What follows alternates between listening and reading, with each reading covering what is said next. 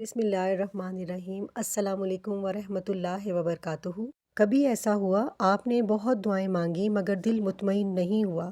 کبھی ایسا لگا جیسے الفاظ تو نکل رہے ہیں مگر قبولیت کا یقین نہیں آ رہا؟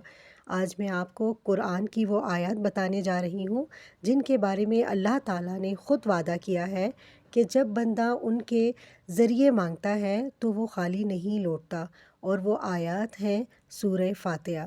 کبھی آپ نے سوچا ہم روز سورہ فاتحہ پڑھتے ہیں مگر شاید ہمیں یہ معلوم ہی نہیں کہ یہ سورت صرف تلاوت نہیں، اللہ سے مانگنے کا وہ طریقہ ہے جس کا جواب اللہ خود دیتا ہے۔ جی ہاں، اللہ تعالیٰ نے خود وعدہ کیا ہے کہ جو بندہ سورہ فاتحہ کے ذریعے مانگتا ہے وہ خالی نہیں لوٹتا۔ اللہ کا وعدہ ہے کہ رسول اللہ صلی اللہ علیہ وآلہ وسلم نے فرمایا کہ اللہ تعالیٰ فرماتا ہے میں نے نماز سورہ فاتحہ کو اپنے اور اپنے بندے کے درمیان آدھا آدھا تقسیم کیا ہے، اور میرے بندے کے لیے وہ ہے جو وہ مانگے۔ مسلم 395۔ جب بندہ کہتا ہے الحمدللہ رب العالمین، اللہ فرماتا ہے میرے بندے نے میری حمد بیان کی۔ جب بندہ کہتا ہے الرحمن الرحیم، اللہ فرماتا ہے میرے بندے نے میری ثنا کی۔ جب بندہ کہتا ہے ایاک نعبد و ایاک نستعین، اللہ فرماتا ہے یہ میرے اور میرے بندے کے درمیان ہے۔ اور جب بندہ کہتا ہے اہدنا الصراط المستقیم، اللہ فرماتا ہے یہ میرے بندے کے لیے ہے اور میرے بندے کو وہ ملے گا جو اس نے مانگا۔ یہ اللہ کا وعدہ ہے۔ صراط الذین انعمت علیہم، یا اللہ ہمیں ان لوگوں کے راستے پہ چلا جن پر تو نے انعام کیا۔ قرآن خود بتاتا ہے یہ کون لوگ ہیں جو اللہ اور رسول کی اطاعت کرے گا، وہ ان لوگوں کے ساتھ ہوگا جن پر اللہ نے انعام کیا: انبیاء، صادقین، شہداء اور صالحین۔ النساء 69۔ یعنی ہم نبیوں والا راستہ مانگ رہے ہیں، نیک لوگوں والا راستہ مانگ رہے ہیں۔ پھر بندہ کہتا ہے غیر المغضوب علیہم، یا اللہ ہمیں ان لوگوں کے راستے پہ نہ چلا جن پر تیرا غضب نازل ہوا۔ مفسرین کے مطابق اس سے مراد وہ لوگ ہیں جنہوں نے حق کو پہچانا مگر جان بوجھ کر چھوڑ دیا۔ پھر بندہ کہتا ہے وَلَضَّالِّینَ، اور زندگی گمراہ لوگوں کے راستے پر۔ پھر وہ لوگ جو حق کو پہچان ہی نہ سکے اور گمراہی میں چلتے رہے۔ آخر میں بندہ کہتا ہے آمین، یا اللہ قبول فرما۔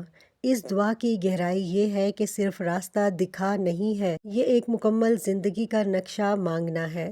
یا اللہ مجھے نیک لوگوں کے راستے پہ رکھ اور ان دو راستوں سے بچا لے، جان بوجھ کر حق چھوڑنے والوں کا راستہ اور گمراہی میں بھٹکنے والوں کا راستہ۔ رسول اللہ صلی اللہ علیہ وآلہ وسلم نے فرمایا قسم ہے اس ذات کی جس کے ہاتھ میں میری جان ہے، تورات، انجیل، زبور اور قرآن میں اس جیسی کوئی صورت نازل نہیں ہوئی۔ ترمذی 2875۔ یہ صرف صورت نہیں، یہ اللہ سے بات کرنے کا مکمل طریقہ ہے۔ سورہ فاتحہ مانگنے کا طریقہ ہمیں سکھاتی ہے پہلے اللہ کی تعریف، پھر اللہ کی رحمت، پھر اپنی بندگی کا اقرار، پھر مدد کی درخواست، پھر ہدایت کی دعا۔ یہی قبولیت کا مکمل طریقہ ہے۔ صحابہ کرام کا عمل یہ تھا۔ صحیح بخاری میں واقعہ ہے، ایک صحابی نے سورہ فاتحہ پڑھ کر ایک بیمار شخص پر دم کیا، وہ فوراً ٹھیک ہو گیا۔ رسول اللہ صلی اللہ علیہ وآلہ وسلم نے فرمایا تمہیں کیسے پتہ چلا کہ یہ شفا ہے؟ بخاری 5736۔ یعنی سورہ فاتحہ صرف دعا نہیں، شفا بھی ہے۔ سورہ فاتحہ کے ذریعے دعا اور شفا کا طریقہ: نماز کے بعد کسی بھی وقت تنہائی میں بیٹھ کر سب سے پہلے اور آخر میں درود ابراہیمی 3 مرتبہ پڑھیں، کیونکہ درود کے ساتھ مانگی گئی دعا رد نہیں ہوتی۔ ترمذی 3477۔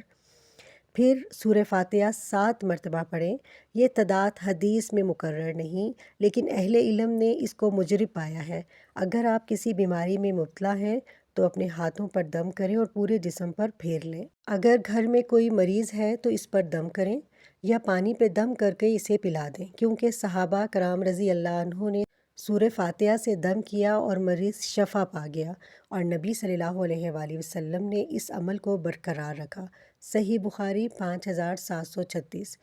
پھر اپنی حاجت دل سے مانگیں، خاص طور پر اہدنا الصراط المستقیم پر رک کر۔